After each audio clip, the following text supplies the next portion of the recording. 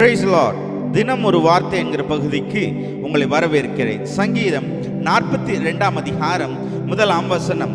மானானது நீரோடைகளை வாஞ்சித்து கதறுவது போல என் ஆத்துமா உம்மை வாஞ்சித்து கதறுகிறது.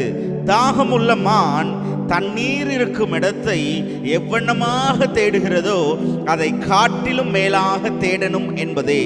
ஆத்துமா கஷ்டத்தின் நேரத்திலும் உன் தேவன் எங்கே என்று பகைஞர்கள் கேட்கிற சூழ்நிலைகள் மத்தியிலும் சங்கீதக்காரர் ஒரு தீர்வை சொல்லுகிறார்.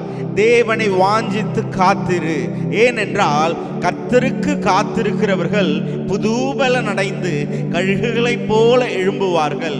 நிந்தையான சூழ்நிலையிலும் சோதனை நேரிடுகிற நேரங்களிலும் இகழ்ச்சியான பேச்சுக்கள் மத்தியிலும் நாம் தியங்காமல் ஆத்துமாவே தேவனை நோக்கி காத்திரு. ஏனென்றால் அவர் என் முகத்துக்கு இரட்சிப்பும் மற்றும் என் தேவன் அவர் அற்புதர், அவரையே நான் இன்னும் துதிப்பேன் என்று ஒரு தீர்மானித்திருக்கிறார். நாமும் ஒரு தீர்மானிப்போம். இயேசுவை ஏற்று அவரை இன்னும் நம்புவோம். ஆமென், ஆமென்.